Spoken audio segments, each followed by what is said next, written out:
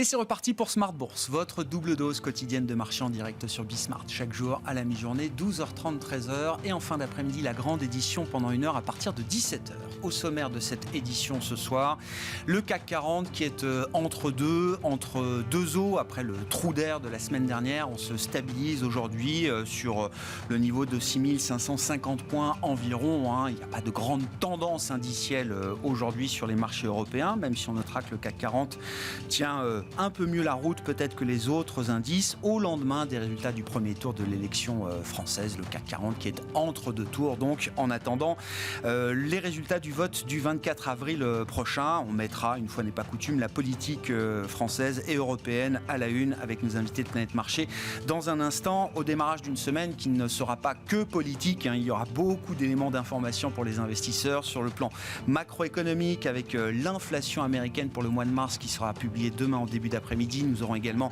les ventes au détail qui permettront d'en savoir un peu plus sur la tenue du consommateur américain dans cette période inflationniste. Et puis sur le plan monétaire, réunion de la BCE ce jeudi à Francfort. Et puis les entreprises qui vont revenir également au centre du jeu avec les publications qui vont symboliquement commencer cette semaine. Demain soir, LVMH, plus grosse capitalisation européenne, publiera son chiffre d'affaires du premier trimestre. Et puis côté américain, ce sont les banques américaines qui commenceront à publier leurs résultats du premier trimestre cette semaine. Voilà donc pour les enjeux du moment sur les marchés. Et puis dans le dernier quart d'heure de Smart Bourse, chaque soir le quart d'heure thématique, un des grands thèmes du moment qui est celui de la transition énergétique, de la transition écologique. Est-ce que les crises pandémiques et géopolitiques qui viennent se rajouter à la crise climatique sont un frein ou un accélérateur à la transition énergétique? C'est une première question qu'on se posera. Et puis comment se positionner pour investir sur ce vaste thème de la transition écologique? Nous en parlerons avec la directrice pour l'Europe francophone de DNB Asset Management, Martha Oudot, qui sera avec nous en plateau à partir de 17h45.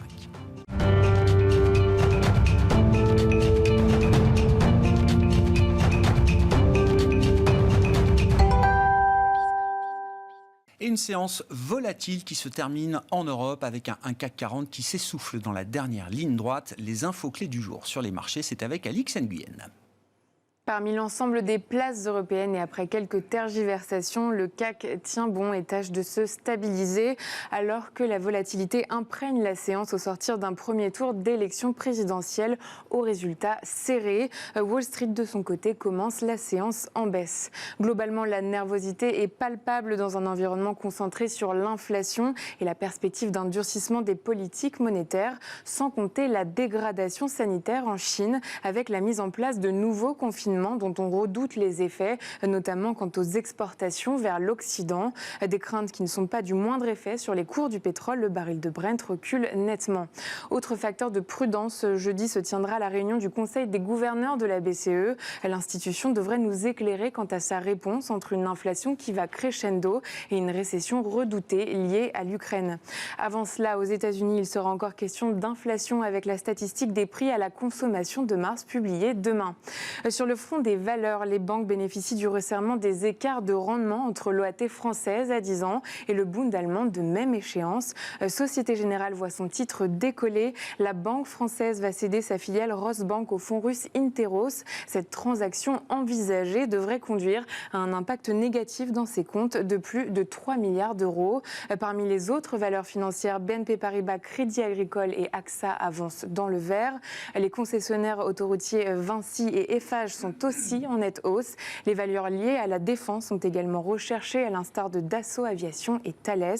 A contrario, veille de publication des chiffres d'affaires trimestriels d'LVMH puis Hermès, le secteur du luxe connaît des dégagements. Et puis Saint-Gobain enfin a annoncé un investissement de 32 millions de dollars pour son usine de CertainTeed aux États-Unis. Le groupe entend augmenter la capacité de production de 13% et réduire l'empreinte carbone de son usine d'isolation. Tendance, mon ami, c'est chaque jour à 12h30 et 17h, un point complet sur les infos clés de marché avec Alix Nguyen dans Smart Bourse sur Bismart.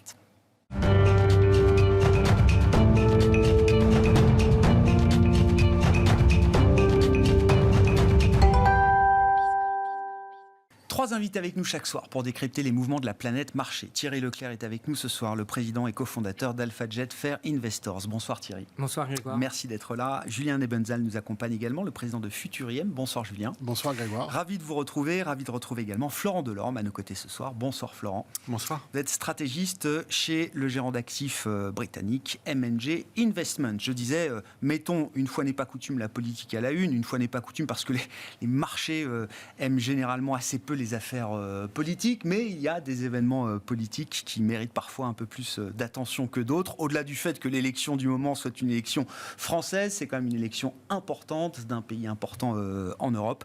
On est au lendemain des résultats du premier tour.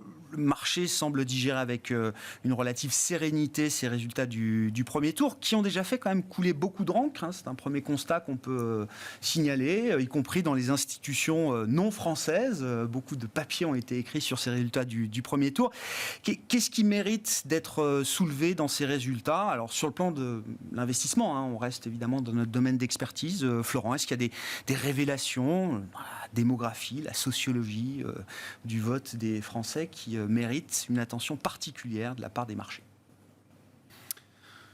Les marchés ne regardent pas forcément cette dimension-là. C'est vrai qu'on s'intéresse plus à la probabilité qu'un scénario Marine Le Pen à la présidence se déroule ou pas. Et pour l'instant, c'est vrai que l'idée générale, quand même, c'est qu'il demeure peu probable que Marine Le Pen accède à la présidence. Mais donc c'est le scénario sur lequel on travaille. C'est-à-dire qu'Emmanuel Macron aurait un second mandat. Ça, c'est le scénario central du marché qui est reflété par les équilibres de marché aujourd'hui. Il nous semble, je crois que même si effectivement des préoccupations sont apparues à l'éventualité d'une victoire de Marine Le Pen, le scénario central sur lequel les marchés travaillent demeure encore celui d'une réélection d'Emmanuel Macron, pardon. Oui. Et parce qu'effectivement, le projet de Marine Le Pen vient heurter un peu de plein fouet toute la construction européenne qui a été déployée depuis plusieurs décennies. Et c'est de nature à inquiéter les marchés. On voit bien que les politiques allemands, les journalistes allemands s'en inquiètent aussi, notamment à propos de la solidité future du couple franco-allemand, si effectivement le scénario pour l'instant minoritaire l'emportait. Et même nos amis britanniques s'en inquiètent aussi, bien que n'étant plus dans l'Union européenne, puisque ça serait effectivement l'avènement en France d'un certain populisme, ce qui effectivement pour les marchés n'est pas un scénario très favorable. Mais si on veut se rassurer, on peut retenir que les ambiguïtés autour de la monnaie unique, qui était encore au cœur du programme de Marine Le Pen en 2017, ne sont plus présentes, puisqu'il n'est pas question de la sortie de la zone euro. Donc on peut se rassurer si on souhaite envisager ce scénario non désiré par les marchés. On peut remarquer qu'effectivement un des points de nature systémique qui était présent dans le programme de ce parti n'est plus présent dans le programme du parti, qui était la question de la sortie potentielle de la zone euro, qui là serait un cataclysme formidable en termes de marché, puisque la dette française, si elle devait être libellée en francs, ça, poserait tous ces scénarios-là, on les a vécus, on les a imaginés dans le passé. Donc vous dites, ce risque extrême n'existe plus, néanmoins, l'accession de Marine Le Pen à l'Élysée soulèverait un certain nombre d'interrogations sur la dynamique européenne future, en tout cas la place de la France dans la dynamique européenne future. Ça, ce serait un sujet pour les investisseurs. Sur la nature de la construction européenne, sur la nature des solidarités européennes, puisque une des grandes avancées que le monde économique a salué, c'est l'amorce d'une mutualisation de l'endettement européen, d'une solidarité presque budgétaire. On l'a vu avec des transferts qui ont commencé de s'opérer à l'occasion de la crise sanitaire, en particulier par exemple vers l'Italie. Et il est sûr que l'accession au pouvoir en France d'un parti qui se dit beaucoup moins favorable à un projet européen et donc à une mutualisation des moyens et des ambitions viendrait heurter de plein fouet la constitution d'un grand marché financier européen avec la liquidité qui y est associée, puisque c'est cette construction européenne qui permet de construire ce marché financier avec sa profondeur, sa liquidité. Donc c'est sûr que si un acteur majeur de la zone exprime des réticences marquées à cet endroit, c'est pas de nature à réjouir les acteurs économiques. Il faudrait voir dans un second temps, d'ailleurs, jusqu'où ces réticences pourraient s'exprimer, se matérialiser. Ce serait un vrai sujet de voir quelle marge de manœuvre il y aurait de ce point de vue-là. Voilà, et de ce point de vue-là, de toute façon, rien n'est très clair. Voilà. Les marchés encaissent avec sérénité, je le disais, on regarde le spread franco-allemand, 50 points de base, ça reste la norme en tout cas qu'on a pu observer ces derniers temps. Julien, lecture de ces résultats d'élections présidentielles, sachant que vous travaillez sur les cycles, qu'il y a un cycle politique également parmi les autres cycles que vous suivez. Je me souviens également de l'analyse que vous faisiez de l'élection d'Emmanuel Macron en 2017, où beaucoup y voyaient, le rempart contre la vague populiste qui avait émergé en 2016 avec l'élection de Donald Trump, le vote du Brexit. Et vous disiez non, pour moi Macron procède de cette même vague d'une certaine manière. Alors on est tombé sur un populiste bon teint d'une certaine manière, mais pour vous c'était plutôt quelque chose qui s'intégrait dans le sillage de ce que d'autres pays avaient déjà vécu. Quelle lecture est-ce que vous faites là de ce résultat de scrutin 5 ans après ? Oui, à tout ça. Juste un point, je mettais pas l'étiquette populiste quand même sur sa candidature et son programme. Mais après, c'est devenu l'évidence que le centre a créé le développement des extrêmes. Enfin, je crois que maintenant le résultat d'hier, voilà, le dit. Ça, c'est pour le schéma politique.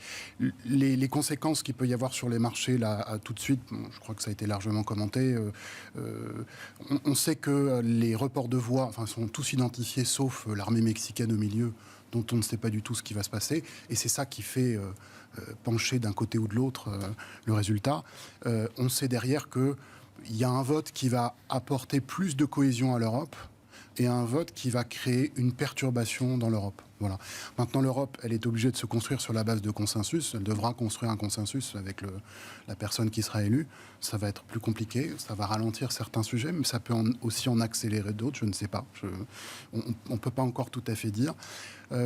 Sinon, ça s'inscrit, c'est la suite, mais ça c'est aussi une évidence, c'est la suite du Brexit, c'est la suite de l'élection de Trump, c'est l'écho aussi aux premières démarches politiques de Salvini en Italie. Tout ça, ça procède vraiment du même mouvement. Et c'est un mouvement qui ne peut se résoudre que, historiquement en tout cas, que par des actes majeurs. Et l'élection qu'on a là n'est pas, l'élection française n'est pas un acte majeur en soi.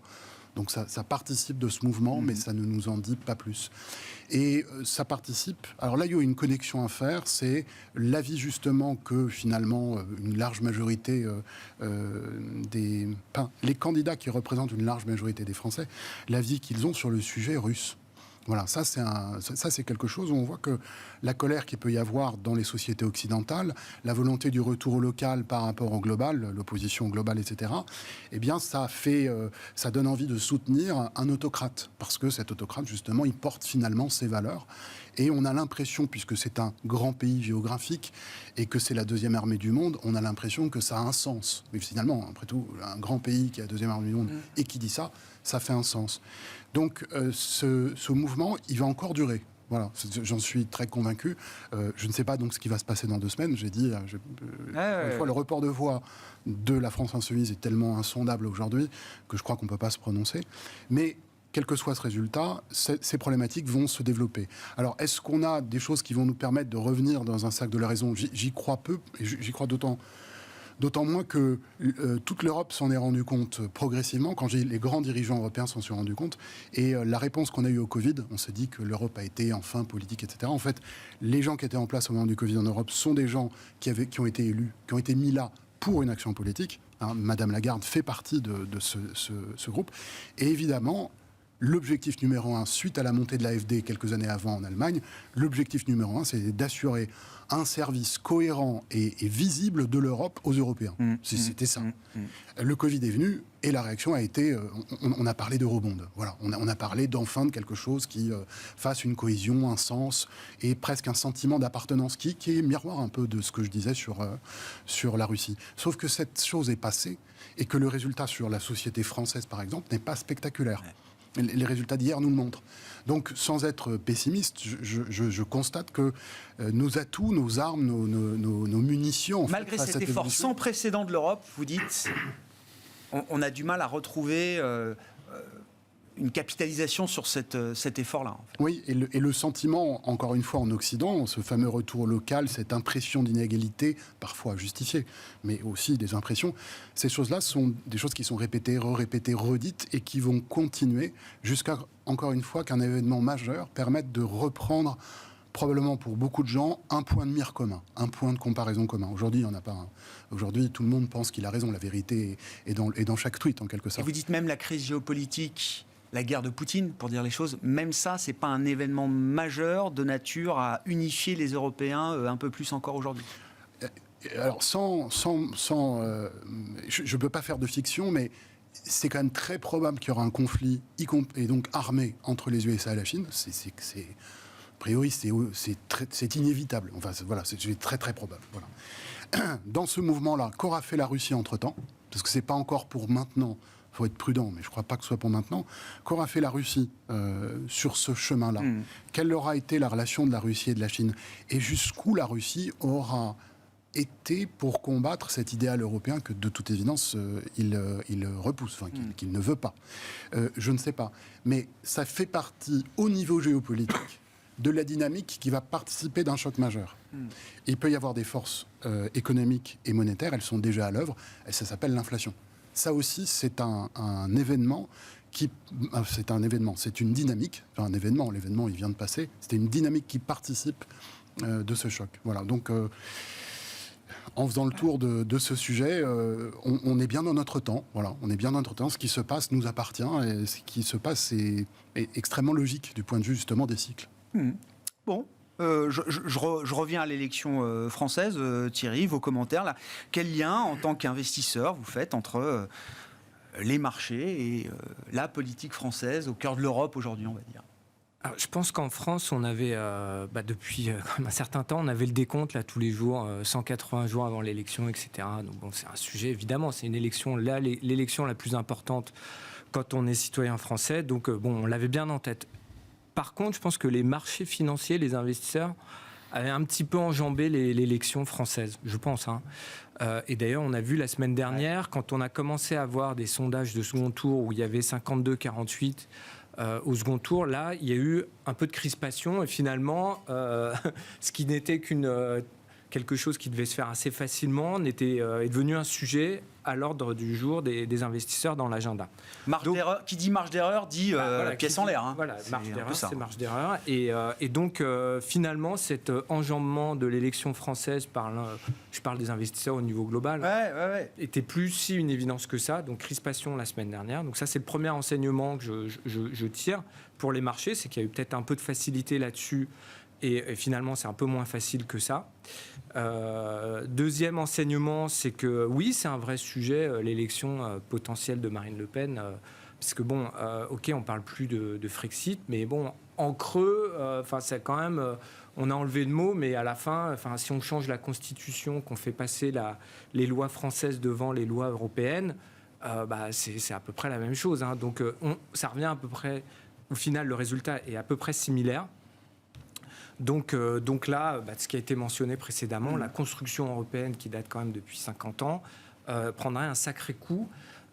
Et donc c'est un vrai sujet pour l'Europe, pour la dette française. Et puis quand même, faut pas oublier que la dette française, alors j'ai pas les chiffres précis en tête, mais elle est pas majoritairement détenue par les Français. Non. À l'inverse des Japonais qui détiennent leur dette, et bon, à la rigueur, ils se disent, bon, vous savez quoi, nous, on est tranquille à 250 points de dette sur PIB, et puis c'est notre problème. nous, on a un problème vis-à-vis de l'extérieur. Donc, on ne peut pas se permettre non plus de considérer qu'on est en autarcie et qu'on ne doit de compte à personne. Ce que Marine Le Pen, quand même, avec un discours, c'est le principe du populisme, c'est qu'on sert la soupe pour satisfaire son électorat potentiel. Et ça se fait au détriment de quoi ? De dépenses qui augmentent et de recettes qui baissent. Donc, c'est quand même pas très bon pour la dette française. Et donc, on peut avoir un énorme sujet potentiel entre un Frexit dissimulé et des spreads là, qui, pour le coup, s'écarteraient. Enfin, ça serait normal parce qu'on serait vraiment dans la question de la soutenabilité de la dette française. Sauf donc, que c'est un vrai sujet. Oui, sauf que comme vous le dites, certains défendent l'idée que parce que ce serait un énorme sujet pour la dette française, ce risque ne pourra pas se matérialiser. C'est qu'au bout de 3 jours, il y aura un coup de fil du directeur de l'agence France Trésor qui va placer ses 10 milliards d'obligations OAT tous les jeudis et qui dira attendez, moi il faut que je trouve des acheteurs. Et puis après, à quel prix Voilà. Donc il y a très vite quand même un principe de réalité. Et les marchés ont encaissé Trump et les marchés ont encaissé Brexit. Et au final, je ne vais pas dire que ça reste... À ma connaissance, Trump, c'est quand même pas de l'extrême droite. C'est de la droite un peu extrême. Oui. Alors on ne va pas jouer où se place-t-il sur l'échiquier politique. Mais c'est populaire, mais bon, c'est populaire pro-business.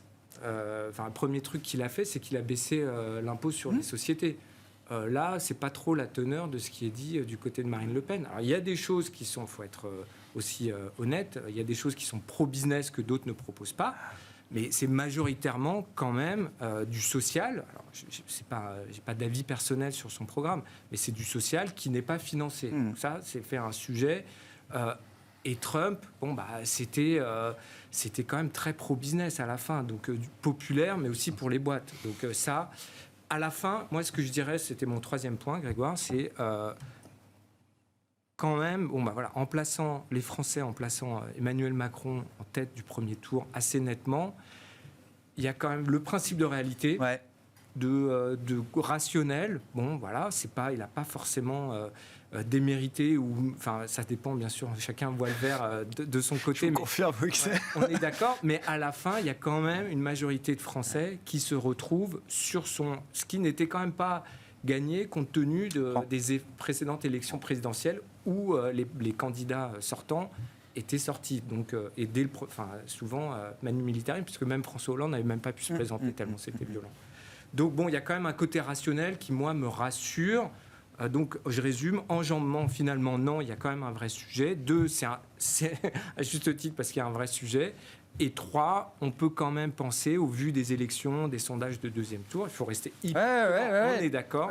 Voilà, je ne dirais jamais le contraire. Mais il y a quand même une rationalité qui semble se manifester et qui devrait quand même rassurer. C'est pour ça que le spread, il est à 50 points de base. Le CAC, qui monte légèrement. Le marché, il dit OK. Ah oui, il n'y a pas de rupture. On a peut-être été un peu vite en besogne. C'est une séance normale. On ne peut pas se gargariser un corps de se projeter sur une victoire sûre et certaine, comme c'était le cas en 2017. Souvenez-vous, lundi, après le premier tour en 2017, le CAC, il a fait plus 4,5. 4, voilà. Donc, il y avait un vrai message. Et ça y est, l'élection, elle était pliée. D'ailleurs, le lundi du 2e tour, le CAC n'avait rien fait. C'était déjà joué le lundi du premier tour. Là, ce n'est pas le cas. Attentisme, mais quand même plutôt un message sur disons, on va dire que les investisseurs ont perçu la rationalité qui s'est exprimée dans cette élection, plaçant Emmanuel Macron, le président Macron, au premier tour. Au second tour, en tête du premier tour, pour le second tour. Julien, il y a un commentaire, une remarque, non? Oui, je pensais juste, quand vous disiez Trump, lui, il était pro-business, en disant juste avant que Marine Le Pen, c'est social et non financé. Je voulais juste, à ce moment-là, remettre en perspective que Trump n'était pas financé non plus. En fait, il a accru le déficit sur plan de relance sur plan de relance. Sur quasiment un autre cycle. Alors qu'en fait, ce n'est pas l'idée keynésienne de la politique budgétaire, enfin, celle qui est apprise par à peu près tout le monde et qui fait sens. Et finalement, si on met, je reviens à ça, mais si on met ça, la politique du Covid, etc., Maintenant, c'est très très compliqué en Occident d'expliquer à la population qu'une discipline budgétaire a un sens ou qu'en fait on ne peut pas faire tout à fait ce qu'on veut. Et c'est pour ça que des programmes qui, in fine, ne sont d'évidence pas financés, c'est pour ça que ça n'apparaît pas, parce que Trump étant passé par... C'est un des éléments. La dette, le déficit, tout ça est complètement absent. Il faut reconnaître que c'est très dur à expliquer débat, maintenant. bien sûr. Il y a eu de l'argent gratuit, hein. Il a existé, il a été là, il a été déversé. Ça, c'est pas Trump non plus. Non, je veux dire, le contexte faisait, et le S&P, il a quand même vachement progressé sur la période, et donc, je veux dire, il a quand même été alimenté. Alors, c'est sûr qu'il a... Il a creusé le déficit, il a creusé le le S&P déficit, a monté. comme tout le monde. Voilà, mais c'était pas... je veux dire, c'était beaucoup moins social que le programme de Marine Le Pen. Florence, si on en vient aux considérations macroéconomiques, alors je le disais, il y aura pas mal d'informations cette semaine pour les investisseurs, notamment côté américain, l'inflation du mois de mars, les ventes au détail, on aura des éléments d'enquête sur la confiance du consommateur américain également, un sujet très très important. Au milieu de tout ça, il y a quand même l'idée de la récession, alors qui n'est pas encore une idée tout à fait centrale, mais qui est un sujet de conversation permanent depuis quelques temps chez les investisseurs. L'idée d'une récession future, proche peut-être aux États-Unis. L'idée là aussi d'un gros choc sur la croissance peut-être en Europe. Donc je mets récession entre guillemets parce que à définir, mais l'idée quand même qu'on ait un coût sur la croissance plus important que ce qu'on imagine aujourd'hui. On peut parler de la Chine aussi, qui affiche un objectif de 5,5% de croissance cette année et qui paraît quand même très ambitieux avec des problématiques sanitaires qui sont loin d'être terminées. Qu'est-ce que vous pensez de cette conversation là autour de l'idée d'une récession et est-ce que c'est une idée qu'il faut prendre en compte aujourd'hui quand on construit des stratégies de marché ? C'est vrai que le discours de plus en plus sévère des banques centrales, en particulier la Banque centrale américaine, mais on a aussi noté une inflexion du côté de la BCE sur les questions de l'inflation et de la nécessité de donner une nouvelle orientation à la politique monétaire. Ces discours-là sont de nature à faire revenir la question de la récession sur le devant de la scène. Parce que si on met de côté l'éventualité d'un cycle de resserrement monétaire extrêmement fort et rapide, pour l'instant, on a quand même aux États-Unis une dynamique de croissance qui est extrêmement bien installée. Et dans la zone euro, les modèles économétriques dont on peut dire qu'ils sont incertains et pas toujours très précis, mais il faut bien s'appuyer sur quelque chose, laissent à penser que malgré la hausse du coût de l'énergie du fait de la situation en Ukraine, on pouvait traverser à peu près l'année 2002 avec encore une modeste croissance, hormis peut-être l'économie allemande qui est particulièrement touchée par la situation dans l'est de l'Europe. Mais disons que la dynamique de croissance aux États-Unis est forte et dans la zone euro, il semblerait que l'épargne constituée à l'occasion de la crise sanitaire qui va être dépensée par les agents économiques, en particulier donc les ménages et le retard d'investissement des entreprises, cela suffirait en fait à compenser en partie le choc de croissance que la situation ukrainienne nous fait subir et dont tous les organismes de prévision nous disent que sur l'économie européenne, par exemple, ce choc de croissance peut être estimé entre 1 et 1,5%. Mais comme on part d'un acquis de croissance pour 2022 qui était assez fort, du fait du rattrapage de la croissance non effectuée pendant les années Covid, on pouvait, bon an, mal an, avoir l'espoir, effectivement, d'une croissance modeste en Europe et d'une croissance assez forte aux États-Unis. Mais effectivement, ça, c'est sans compter un resserrement plus brutal et rapide de la politique monétaire qu'initialement attendue.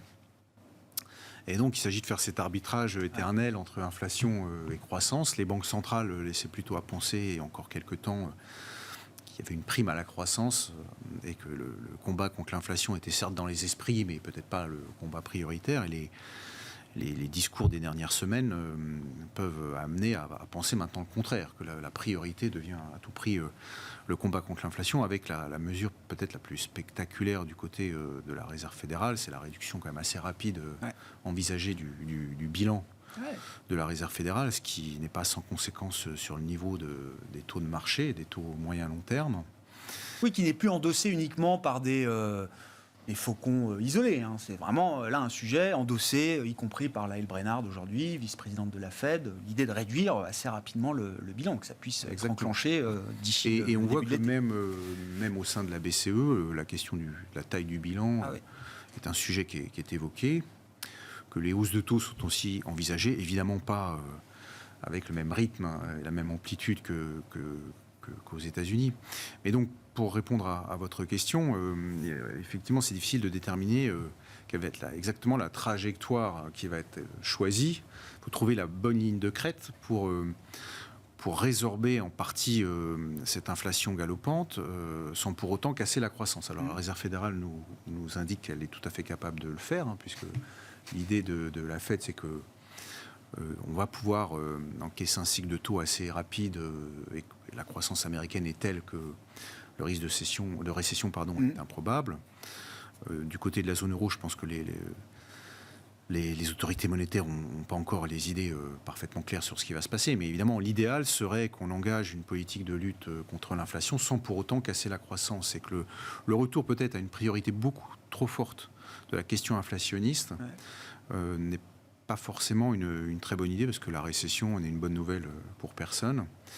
Et donc cet éclairage extrêmement violent qui est de nouveau mis sur la question de l'inflation est peut-être un peu trop fort, d'autant plus qu'on peut s'interroger sur l'efficacité d'un resserrement monétaire aussi violent sur l'inflation telle qu'elle se construit actuellement, puisqu'on sait que ça vient essentiellement de problèmes d'offres et de logistique. Donc pénurie de matières premières, difficultés logistiques. Est-ce que le niveau des taux d'intérêt va vraiment jouer sur la réduction des problèmes de logistique à l'échelle mondiale? Ça n'est pas sûr. Est-ce que ça permettra là aussi de faire baisser le prix des matières premières et matières premières alimentaires dont la hausse est liée à la situation ukrainienne? Ça n'est pas sûr non plus. Donc on peut aussi s'interroger si cette volonté de lutter contre l'inflation ne se heurte pas à une certaine inefficacité des moyens qui vont être employés. Et l'idée, c'est pas d'avoir une récession et toujours le même niveau d'inflation. Exactement. C'est-à-dire qu'on peut très bien resserrer brutalement, effectivement bien casser la croissance, mais pour autant avoir toujours une inflation, parce que les conteneurs qui restaient bloqués dans les ports chinois seront toujours bloqués dans les ports chinois. Et puis, dernier point que je peux souligner, et puis après je laisse la parole, c'est que aux États-Unis, c'est vrai que la Banque centrale peut se permettre d'avoir un discours assez hawkish sur ces questions-là.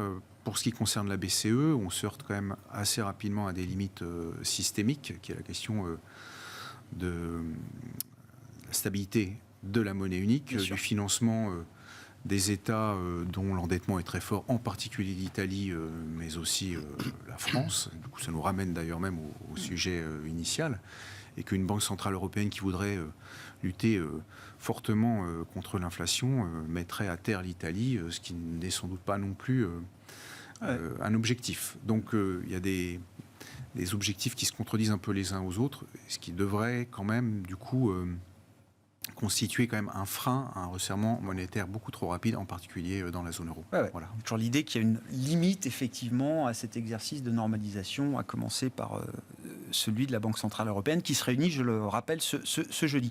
Quand vous regardez les marchés, Julien, les prix de marché notamment, est-ce qu'il y a l'idée d'une récession là qui fait son chemin? Quand on regarde les indices au global, pas forcément ce qu'on voit tout de suite, mais quand on regarde un peu plus dans le détail, il y a des secteurs qui traitent déjà à des niveaux visiblement assez déprimés. Oui. Alors, si on parle de récession économique, donc la fameuse définition officielle des 2 trimestres consécutifs de croissance négative, j'ai pas les éléments pour répondre à cette question précise. Je pense qu'il faut faire un travail d'économie quand même assez important, ce qui n'est pas mon domaine. Je pense pas que ce soit possible compte tenu de la dynamique justement de la croissance qu'on a, en tout cas au cours des derniers trimestres. Mais c'est intuitif, ce n'est pas un calcul. En revanche, je travaille, j'en ai souvent parlé sur les cycles économiques. Je disais l'été dernier qu'on venait d'atteindre un haut de cycle aux États-Unis sur la base de l'activité manufacturière, qui reste quand même l'élément d'entraînement, au moins de l'enchaînement des événements économiques aux États-Unis. Les États-Unis étant encore toujours pas encore la Chine, mais étant encore l'entraînement du reste du monde. Si on regarde l'activité manufacturière là-bas, on a déjà un bon point de départ. Je disais l'ISM manufacturier, donc le PMI, il évolue entre 60 et 62. Je disais, tant qu'il ne revient pas, ce qu'il devrait faire d'ici la fin de l'année prochaine, sous 55, je considère qu'on n'a pas... On est hors zone de danger, quoi. Non. Tant qu'on n'a pas atteint 55... Ah, d'accord. On est dans un processus de ralentissement. Quand on aura atteint, quand on sera passé sous 55, la question se posera de savoir si on a un creux ou pas. Mais le fait de ralentissement économique était pour moi acquis. C'est sur la base des travaux, alors là, pour le coup, que j'ai documenté, qui existent et qui se démontrent. Ce point, je ne connais pas le point bas à quelques mois près, c'est une zone, c'est entre la fin d'année et le début de l'année prochaine. C'est à peu près ça.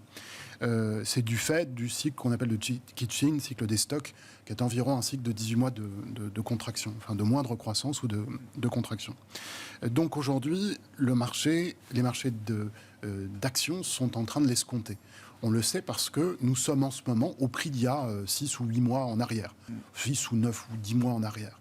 Ce qui veut dire qu'on n'est plus dans la logique de la continuité de l'activité économique précédente. Ce qui est passé par là en même temps, c'est l'inflation au sens de l'événement de la guerre en Europe, des modifications, enfin des accélérations de tendance sur les prix des matières premières. Et là, on a quelque chose qui vient rajouter un élément perturbant au scénario économique, c'est de dire ces éléments d'inflation vont forcément avoir un impact immédiat sur la croissance. Donc déjà, on était dans une période, et en fait, c'est presque l'inverse du Covid. Le Covid est arrivé au moment où la période économique était pour nous ascendante, et donc il suffisait d'une arme budgétaire pour, heureusement qu'ils l'ont fait d'ailleurs, ça s'est fait, et donc l'économie est revenue à ses meilleurs niveaux. Là, pour le coup, cet événement de guerre arrive dans une phase descendante. Donc je pense que l'inflation a d'ores et déjà un peu un impact sur les niveaux de croissance, et ça devrait durer. Mais tout ça pour dire à la fin que ça... Et je vais être très prudent parce que c'est presque un peu comme début 2008. Et début 2008, j'étais un peu tenté de penser que c'était un creux mineur et pas majeur d'activité.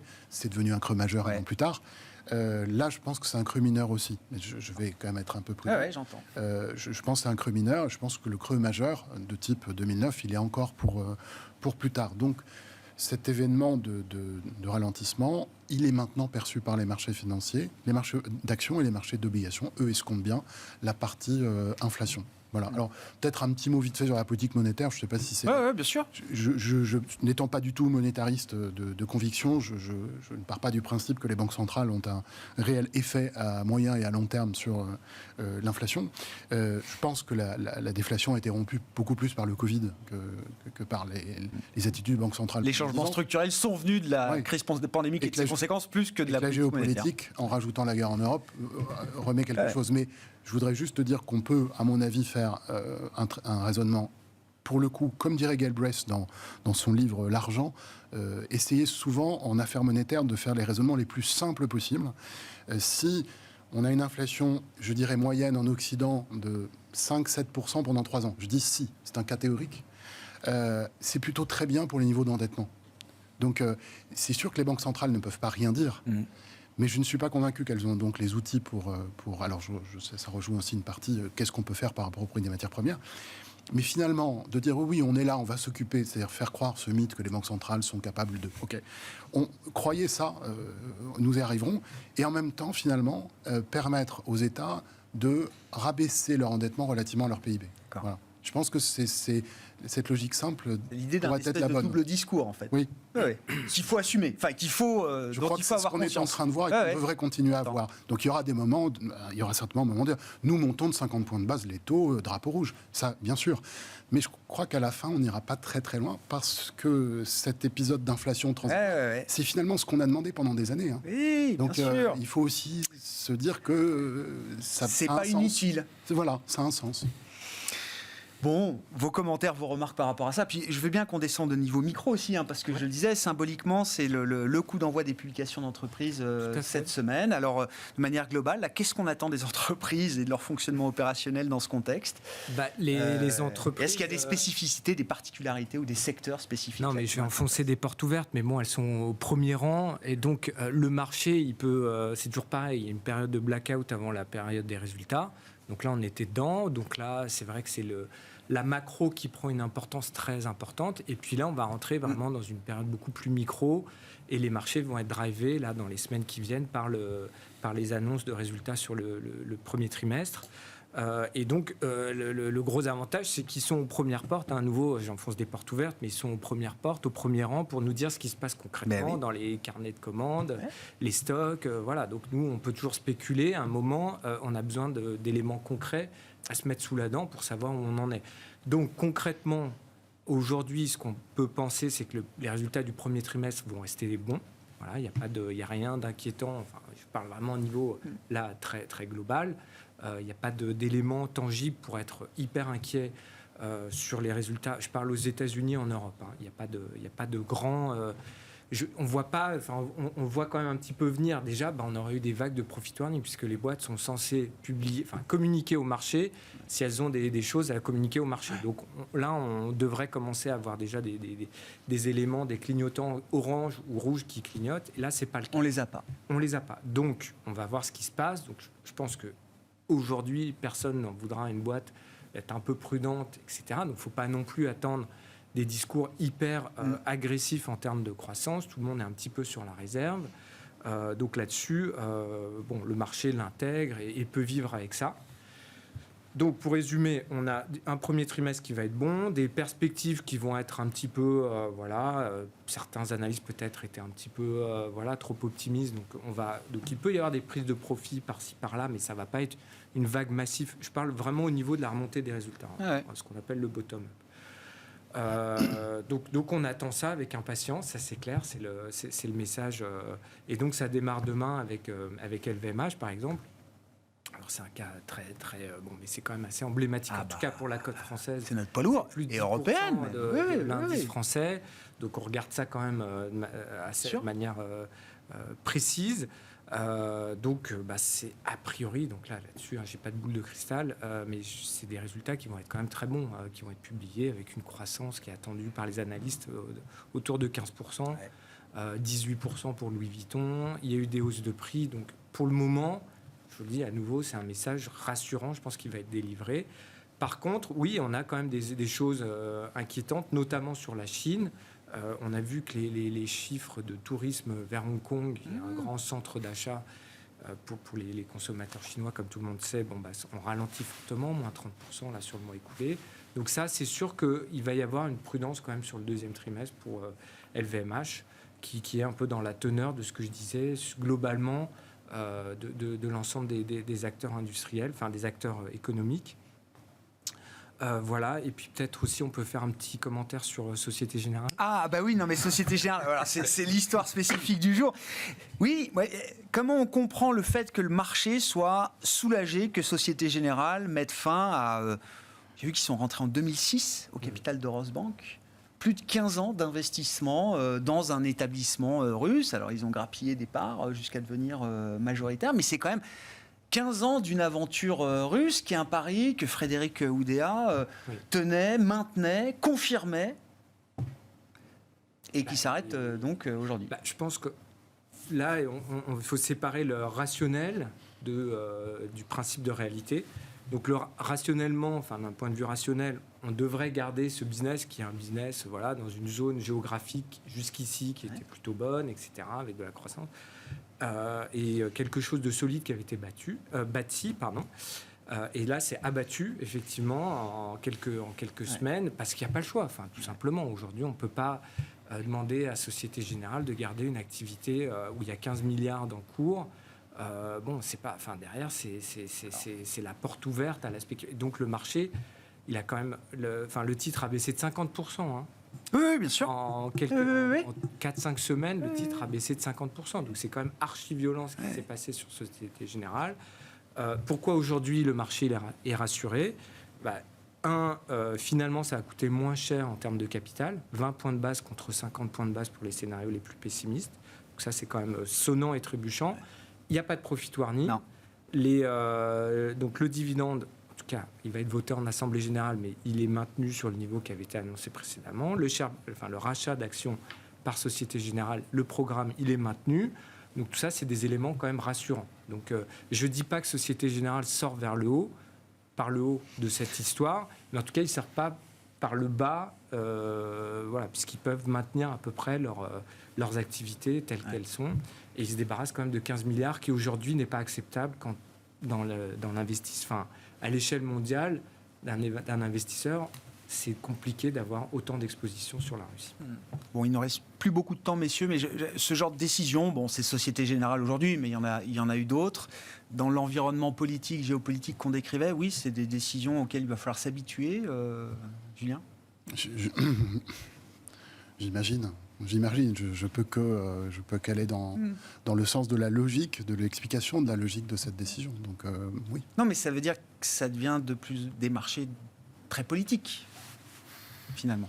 Il y a une hyper-politisation quand même du monde des affaires qui se dessine, ou qui s'accentue, je ne sais pas. Mais l'Occident était celui qui définissait l'ordre mondial, en quelque sorte, celui qui définissait la culture, les méthodes, les marchés, les organisations, parfois le droit. C'est contesté aujourd'hui. Donc maintenant que c'est contesté, il va falloir faire des ajustements. En ce sens, oui, je pense que c'est politique. Bon, il y a un enseignement à tirer de ces situations d'entreprise, là. Alors, c'est du cas par cas, bien sûr, Florent, mais je ne sais pas, encore une fois, quand on bâtit des stratégies d'investissement, est-ce qu'on va faire attention à cette dimension politique, désormais ? On le voit, effectivement, depuis quelques années, le retour en force, notamment dans le cadre des investissements à l'international. On pense à la Chine, oui. On l'a vu avec la Russie, mais la question des investissements en Chine... se pose aussi. De ce point de vue-là, la Russie est un apéritif, j'ai l'impression. Avec des décisions des autorités chinoises parfois sur certains secteurs qui remettaient complètement en cause la stratégie d'investissement sur les secteurs concernés. Donc c'est vrai que cette longue séquence qui a duré près de 40 ans d'une mondialisation de plus en plus homogène, avec effectivement des normes juridiques, culturelles qui s'harmonisait et qui permettait du coup un développement de l'investissement à l'international sans crainte. Ce schéma-là est questionné actuellement avec effectivement la tentation pour un certain nombre d'économies taille significative de rompre un peu avec le bloc occidental et ses normes. Donc pour l'investisseur, c'est une question qui va être présente dans les esprits pendant les prochaines années. Merci beaucoup, messieurs. Suite au prochain épisode, comme on dit, merci d'avoir été avec nous ce soir, les invités de Planète Marché. Florent Delorme, stratégiste chez M&G Investment, Thierry Leclerc, président fondateur d'AlphaJet Fair Investors, et Julien Nebenzal, le président de Futuriam.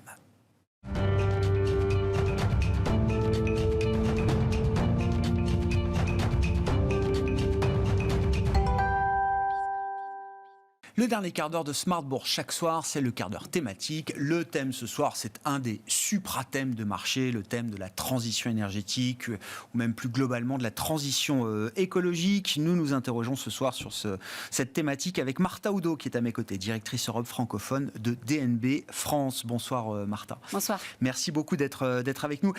Je pose la question assez directement, mais c'est vrai, la crise climatique existait avant la crise pandémique, avant la crise géopolitique, la guerre en Ukraine. Mais comment est-ce que ces dernières crises pandémiques, crises géopolitiques, comment est-ce que ces dernières crises viennent influencer en fait la crise climatique? Pour dire les choses clairement, et on parle quelques jours après la publication du dernier volet du rapport du GIEC, est-ce que ces crises qui s'accumulent sont un frein ou sont un accélérateur pour la transition écologique? C'est une vraie question qui se pose visiblement, Martha. Comment est-ce que vous y répondez chez DNB ? Effectivement, nous avons vécu 2 ans de pandémie, de crise sanitaire, et avant même d'en être complètement sorti, l'Europe se retrouve dans un contexte de guerre, une situation qu'on n'imaginait pas possible après une si longue période de paix en Europe. Mais effectivement, comme vous le dites, la crise qui avait déjà commencé bien avant et qui sera encore là après, c'est la crise climatique. Et on commence aujourd'hui à comprendre, je pense, un peu plus de façon concrète les conséquences que le réchauffement climatique aura sur la planète.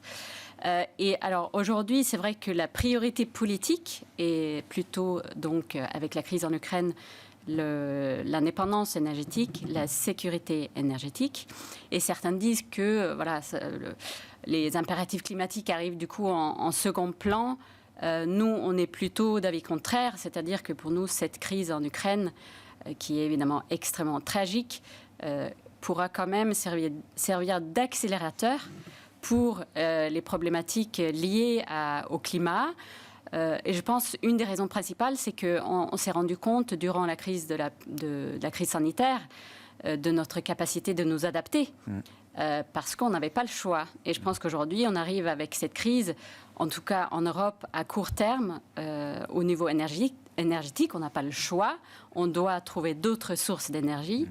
Et donc, voilà, on imagine que là-dedans, les énergies renouvelables reviennent sur le devant de la scène.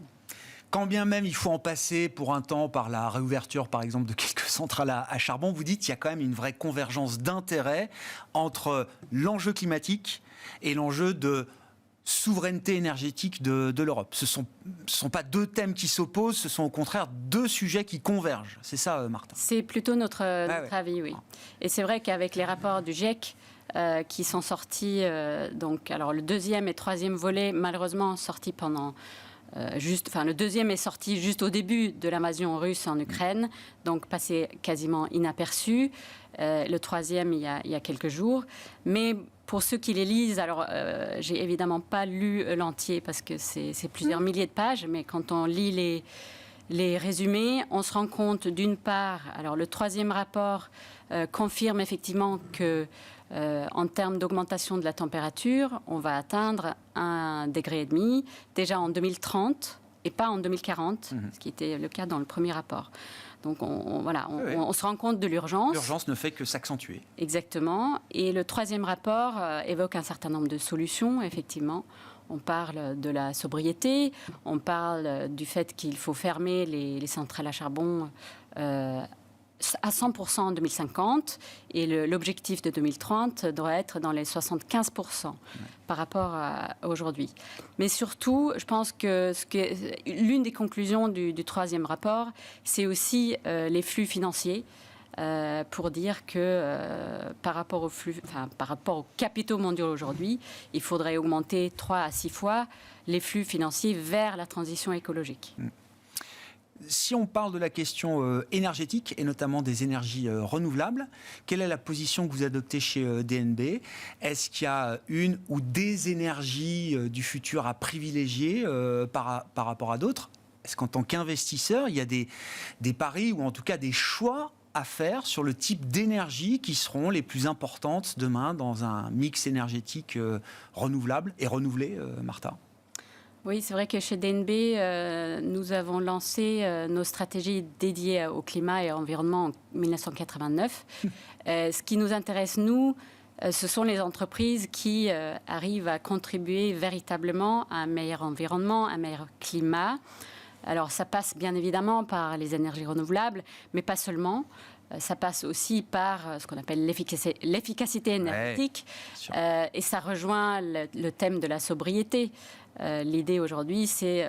en fait, on ne peut pas se dire qu'il faut juste trouver d'autres sources d'énergie, d'autres moyens de produire l'énergie.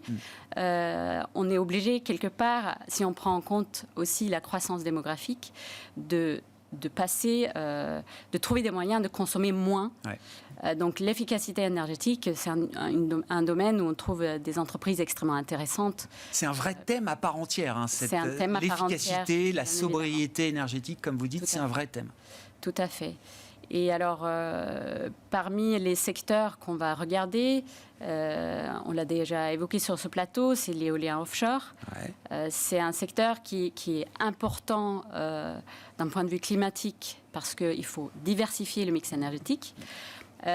C'est aussi un secteur qui est extrêmement intéressant pour les investisseurs parce que selon l'Agence internationale de l'énergie, l'éolien offshore doit être multiplié par 3 d'ici 2026. C'est dans 4 ans. Oui, bien sûr, c'est demain. Voilà, c'est demain. Donc, il y a un potentiel de croissance qui est énorme dans ce segment. Alors, ce qui est intéressant, c'est qu'on peut trouver des entreprises intéressantes dans toute la chaîne de valeur. Ouais. Donc, on peut mentionner, par exemple, le danois NKT. C'est un sous-traitant de câbles maritimes, en fait, qui permet de... À travers ce titre, on peut effectivement bénéficier de l'accélération de l'effort européen autour de l'indépendance énergétique. Donc c'est un titre qu'on trouve assez intéressant. Oui, il n'y a pas que la partie visible, il n'y a pas que l'éolienne en tant que telle. Le câble qui permet de raccorder l'éolienne au réseau électrique, c'est aussi clé dans la chaîne de valeur. C'est ça. Ouais. Après, le challenge pour l'éolien et l'éolien offshore, c'est l'octroi de permis, bien évidemment. Ouais. Bon, ça, c'est quelque chose qui ralentit souvent les processus, mais la Commission européenne est actuellement en train de discuter sur des moyens de rendre cela un peu plus rapide comme processus. Quand on parle de nouvelles énergies, il y a également ce que certains appellent l'avènement de l'hydrogène. Et c'est vrai qu'on voit des puissances publiques qui sont prêtes à mettre des milliards comme jamais sur le développement de cette source de production d'électricité. Est-ce que tout est bon dans l'hydrogène? Est-ce que là aussi, il y a des questions à se poser en tant qu'investisseur, Martin? Oui, évidemment, c'est l'hydrogène vert jouera un rôle très important dans la décarbonation, notamment des industries lourdes, notamment les transports terrestres comme maritimes. Mais c'est un secteur qui, en tout cas aujourd'hui, pour un investisseur, est relativement limité à notre avis, sachant que ce qu'on trouve pour la plupart dans le secteur hydrogène, on va dire, ce sont les entreprises qui vendent de la technologie, donc les combustibles, les piles à combustible ou les électrolyseurs. Donc c'est un environnement extrêmement compétitif qui, pour nous, va peut-être être avec le temps banalisé, commoditisé, comme on dit en français. Et pour nous, ce qui est peut-être le segment le plus intéressant dans l'hydrogène, ce sont les entreprises qui sont un peu plus intégrées, c'est-à-dire qui arrivent qui ont accès à l'électricité renouvelable, qui possèdent leur production de l'hydrogène et qui en même temps ont des clients plus ou moins captifs. On peut évoquer par exemple Plug Power aux États-Unis, qui justement vend leur hydrogène à ses clients qui sont dans le secteur des truck lifts, les chariots élévateurs, et qui a cette capacité justement d'être implanté proche des entrepaux, parce que la molécule coûte cher à transporter à longue distance. Donc, c'est un modèle qu'on trouve assez intéressant. Mais il faut être très sélectif aujourd'hui dans le secteur de l'hydrogène vert. Et puis, pour finir, revenons sur l'idée de la sobriété, de l'efficacité énergétique. Et là, qui est encore une fois un thème à part entière, Martha, et qui est surtout un thème transsectoriel. C'est-à-dire que cette idée de sobriété, on peut la retrouver, la décliner dans beaucoup de secteurs d'activité. Et je crois qu'un exemple qui vous intéresse aujourd'hui, c'est dans le secteur de la mode, habillement, textile, où là, il y a de l'efficacité et de la sobriété à apporter aujourd'hui. Oui, tout à fait. C'est vrai que nous, on parle souvent aussi de l'économie circulaire dans nos investissements. Et c'est un thème qui va effectivement avec la sobriété. On peut mentionner Spinnova en Finlande, qui a développé en fait une nouvelle technologie qui permet de produire des fibres textiles avec du cuir, avec des déchets agricoles par exemple, avec du bois. Donc c'est une technologie très innovatrice qui commence à percer sur le marché. Ils ont assez récemment signé des contrats ou signé des partenariats avec H&M, avec Adidas. Ah oui, effectivement. Donc c'est quelque chose qui pourra potentiellement révolutionner le secteur du textile. C'est une entreprise qui arrive à réduire du coup les émissions de presque 50% par rapport à l'industrie traditionnelle du textile. Spinnova dans l'efficacité en matière de textile et d'habillement. NKT, que vous avez cité également, donc les câbles maritimes pour éoliennes offshore, entre autres. Et puis l'autre entreprise, c'est Plug Power aux États-Unis, sur le domaine de l'hydrogène industriel. Merci beaucoup, Martha. Martha Oudot, qui était avec nous en plateau, directrice pour l'Europe francophone de DNB en France.